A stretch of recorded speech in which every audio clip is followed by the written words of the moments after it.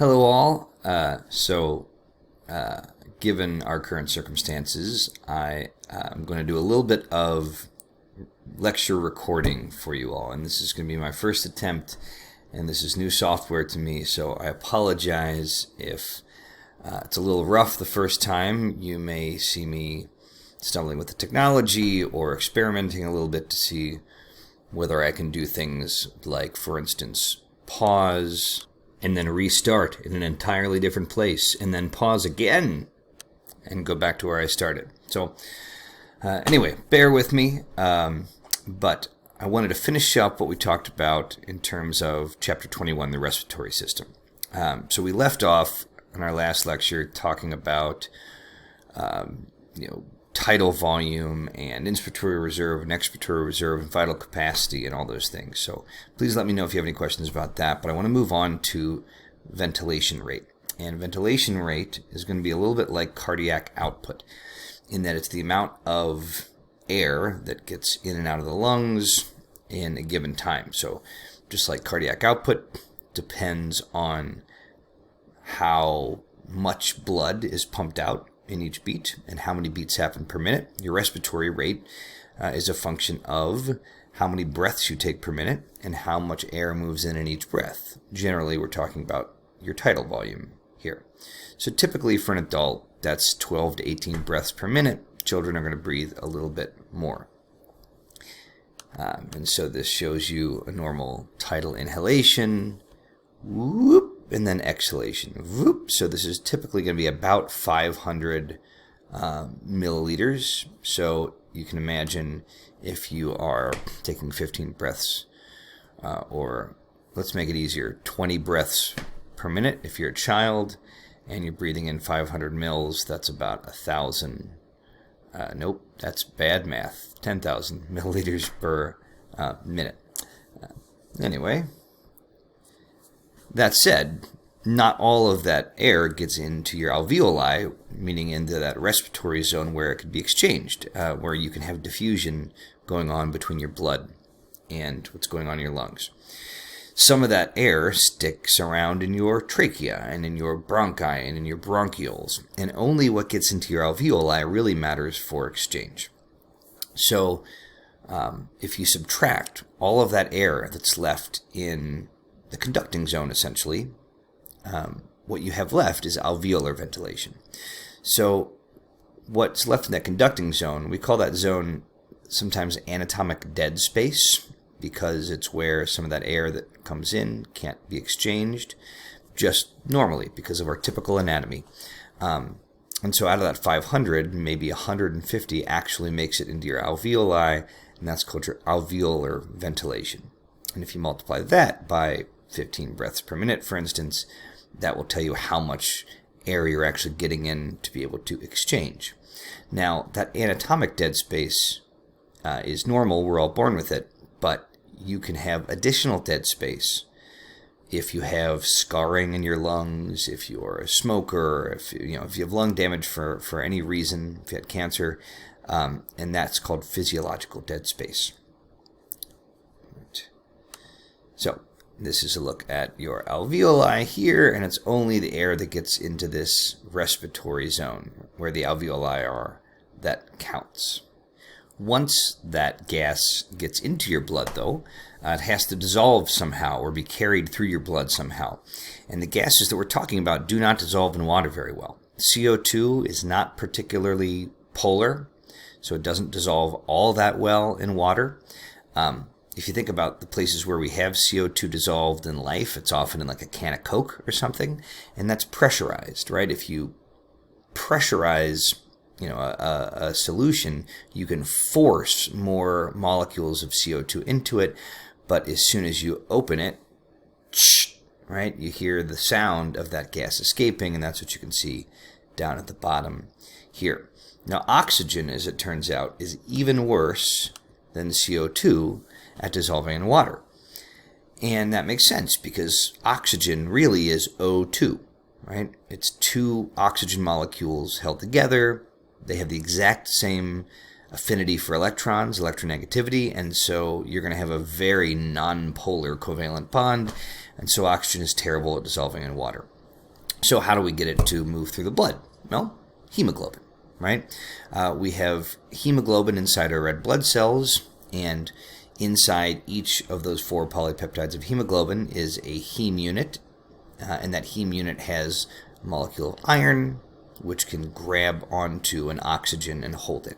And when oxygen has bound to hemoglobin, we call it oxyhemoglobin, right? And then just a quick reminder, this is what hemoglobin looks like. 4 polypeptides, each with their own heme unit, each with an iron molecule that can bind to oxygen. And this is a saturation curve for oxygen. So let me move this over here a little bit. Move me.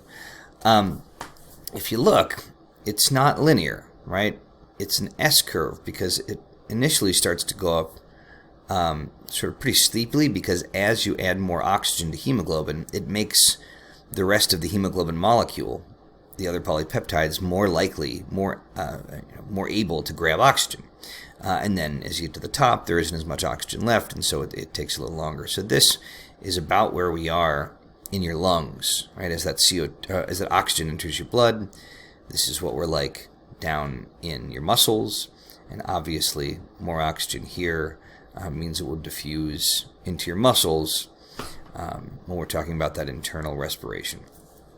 Now, if you look at this, there are a couple of things that can influence that saturation curve. One of which is pH. So notice that at a pH of 7.4, which is your typical body pH, the curve looks like this. At a higher pH, it moves to the left, meaning lower partial pressure of oxygen, meaning hemoglobin does not carry oxygen as well. It releases oxygen. Temperature is the same way. As temperature goes up, this curve moves to the left. Well, if you think about it, where are you going to have warm tissue? Well, it's going to be where you've been doing the most cellular respiration and using the most oxygen. And so the places where you need the most oxygen. So it actually kind of helps that this hemoglobin drops off that oxygen in warm spots, right?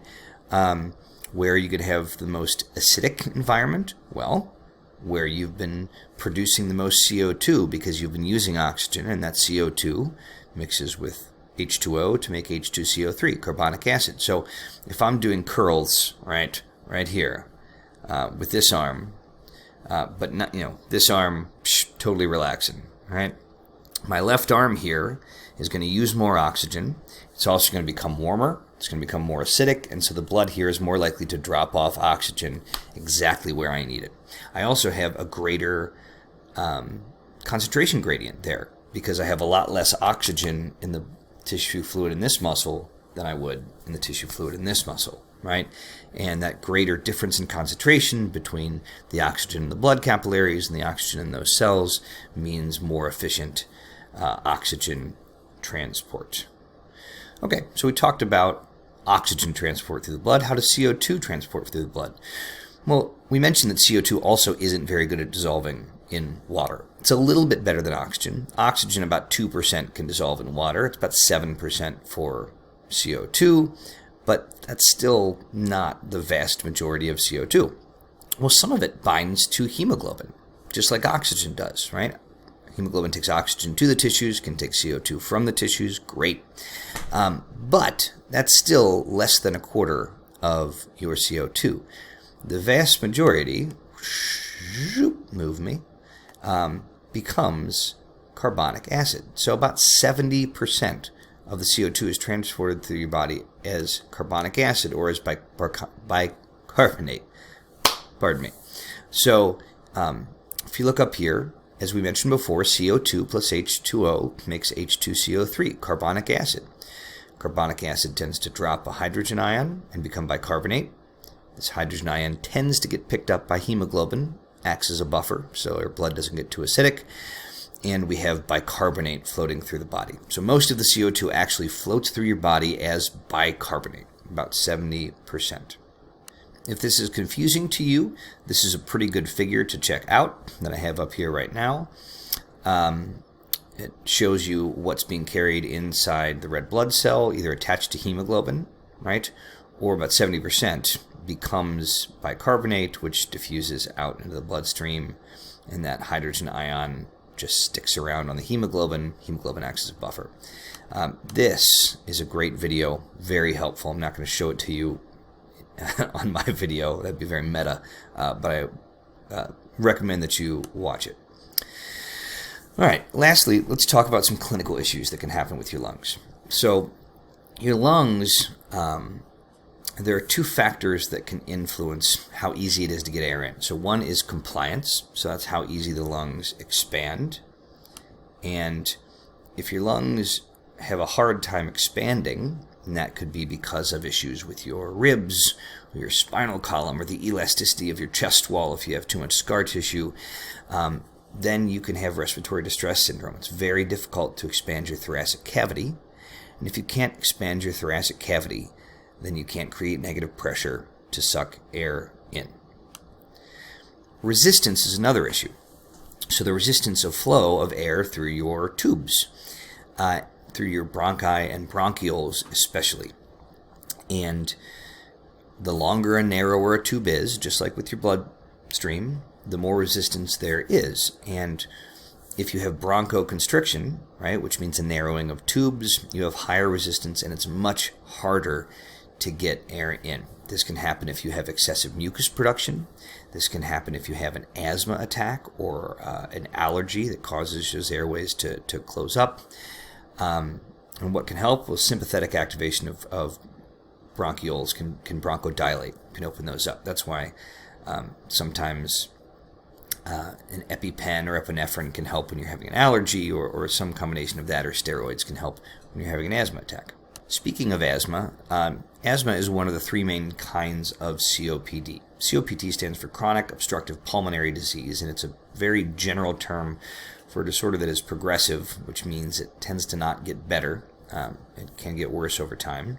Asthma is a little bit of an exception to that, but asthma is sort of the oddball in that it is chronic, meaning you can have it for your whole life, but it comes in intermittent bursts that are very acute, which most chronic things don't necessarily, right?